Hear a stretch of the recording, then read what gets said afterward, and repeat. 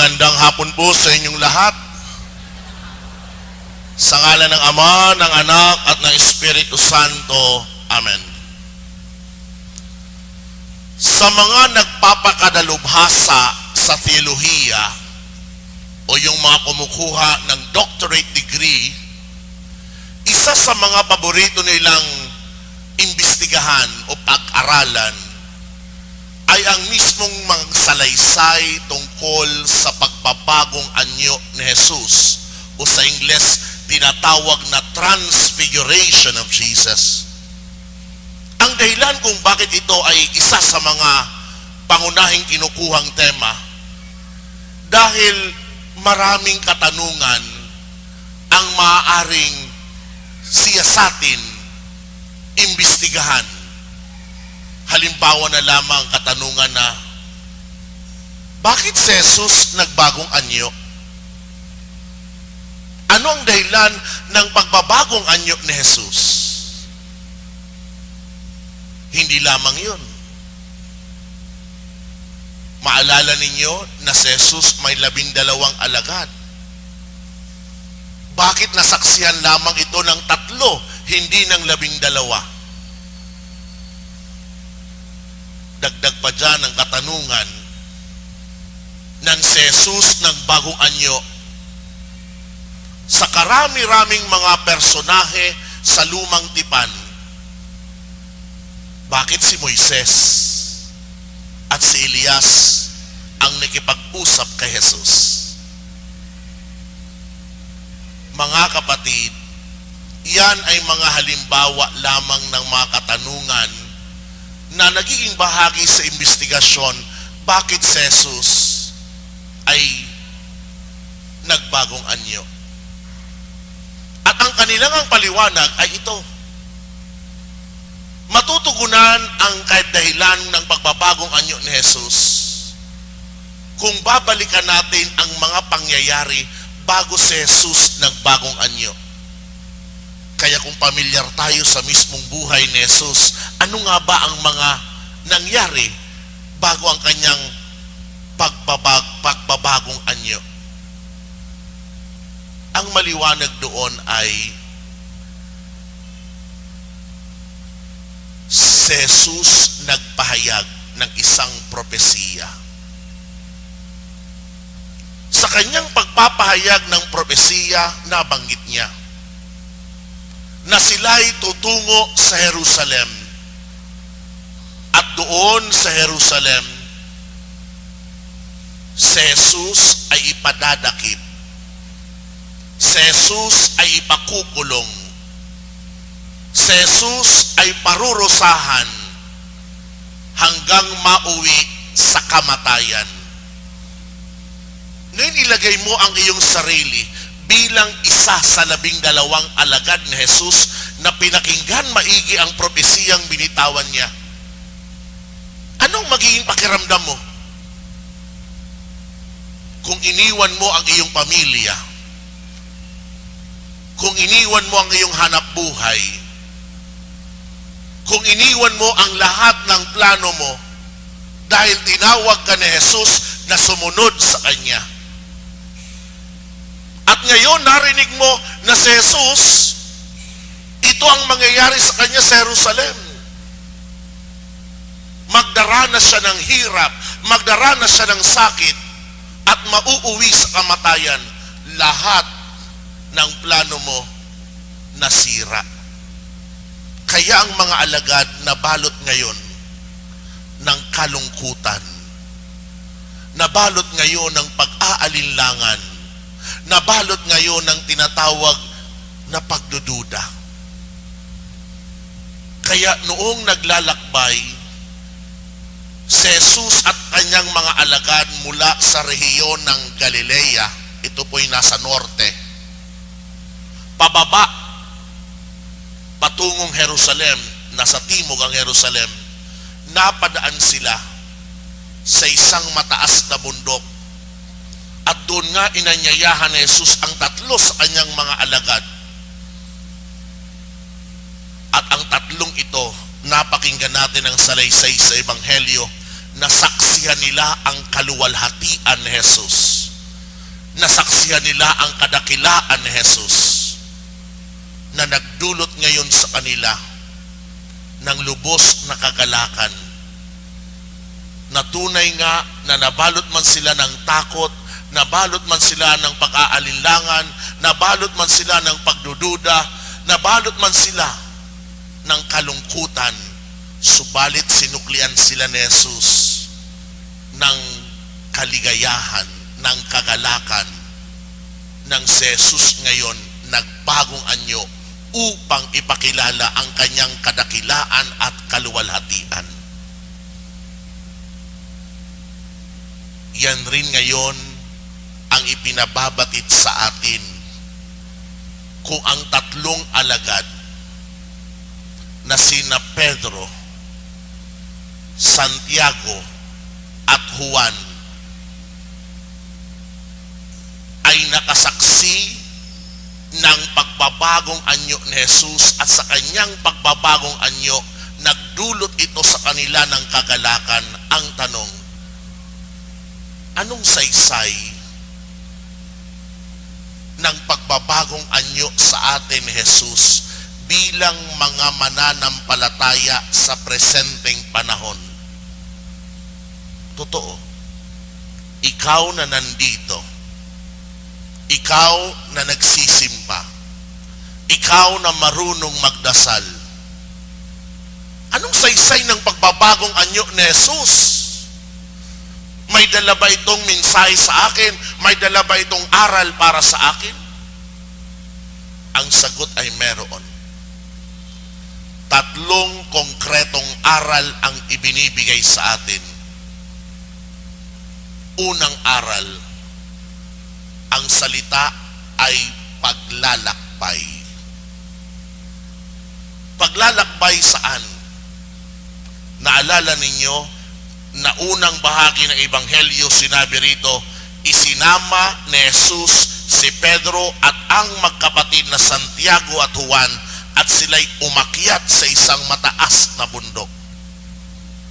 Yun ang paglalakbay na mensahe sa atin.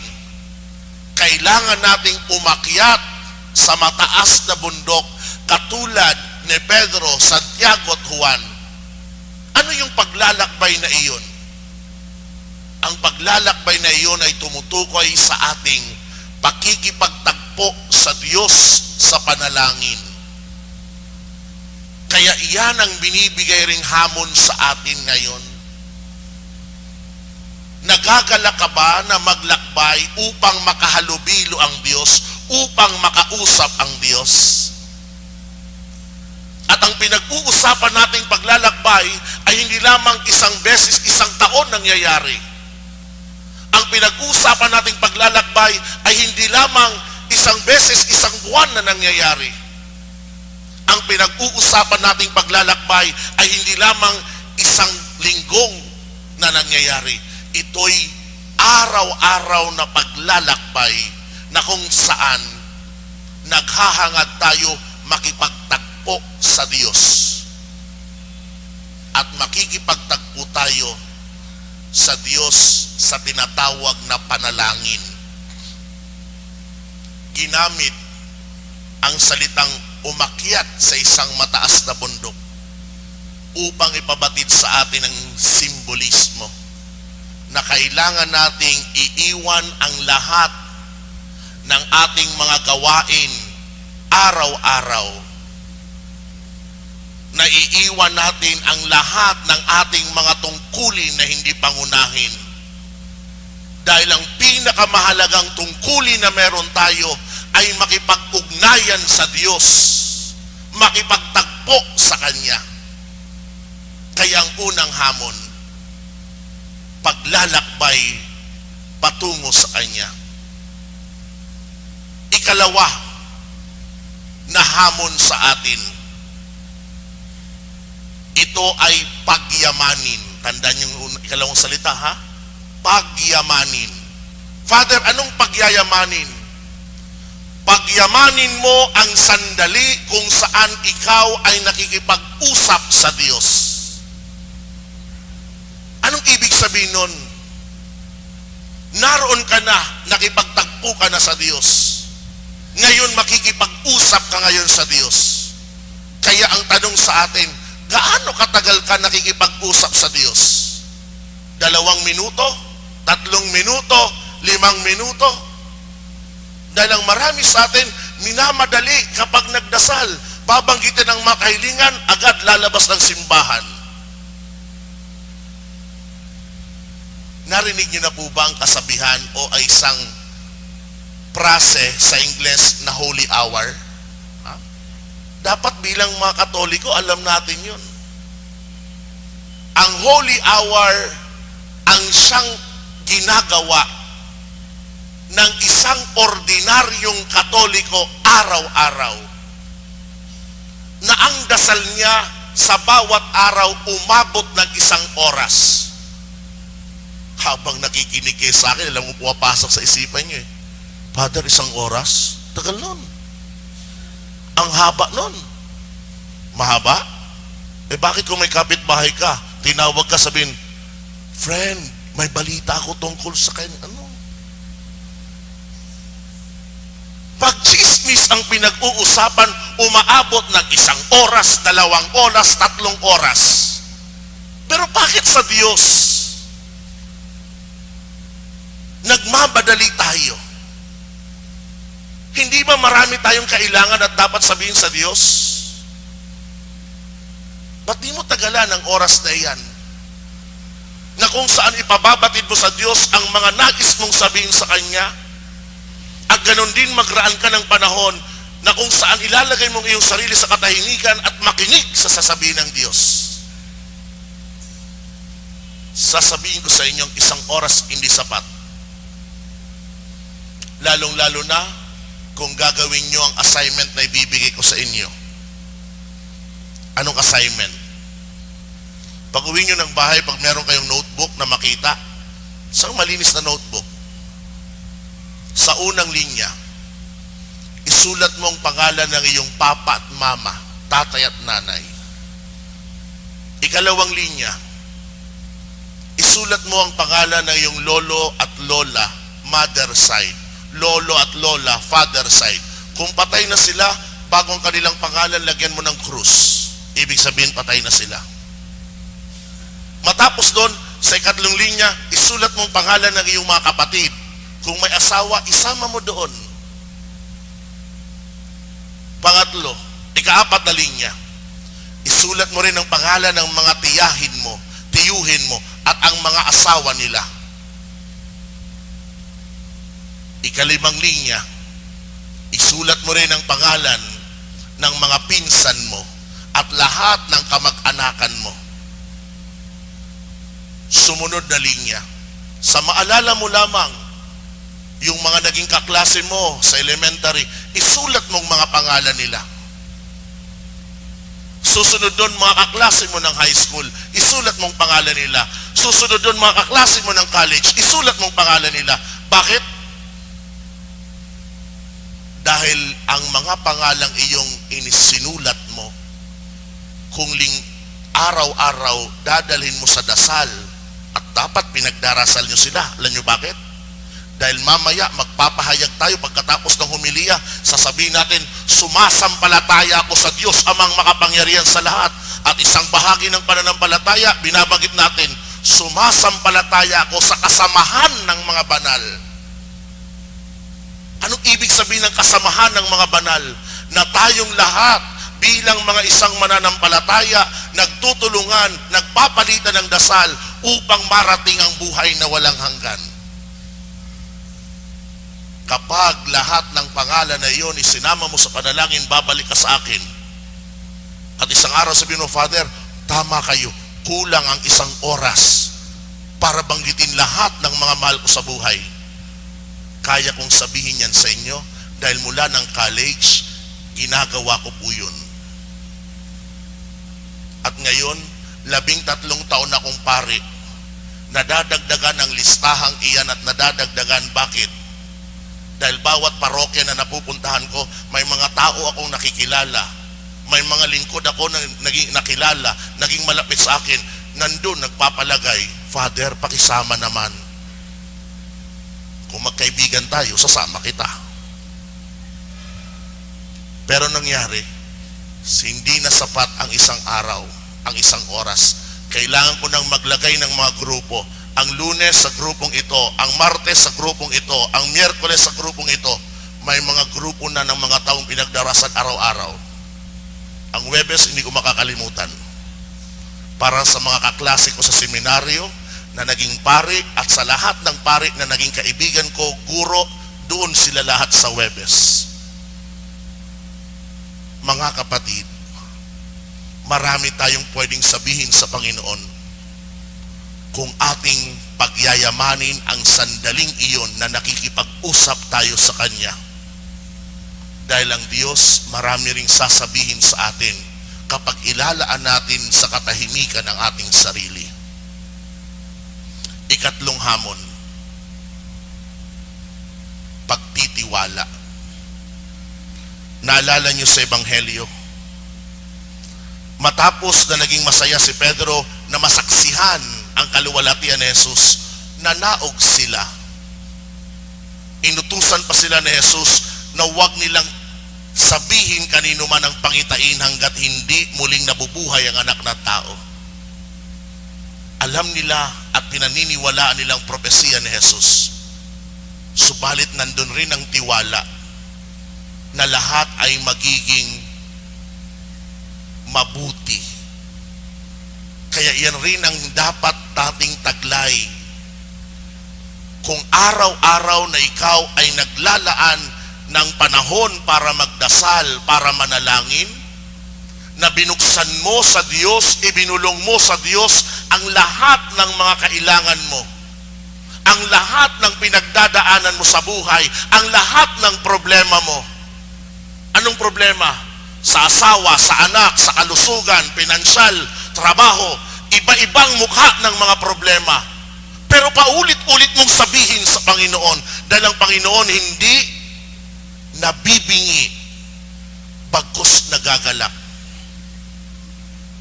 Dahil pinapatunayan natin na kung araw-araw tayo nagdarasal at paulit-ulit ang kahilingang iyon sa mata ng ating Diyos na Ama, para tayong mga bata. Ilang kayong magulang, lolo't lola nandito? Meron kayong anak, meron kayong apo? Napansin nyo, pag dinala nyo sa mall, makakita ng gusto nila, laruan, pagkain, kulit ng kulit, di po ba? Pag sobrang kulit, sige na, pagbigyan mo. Pero naaayon sa iyo. Ganun din ang Diyos.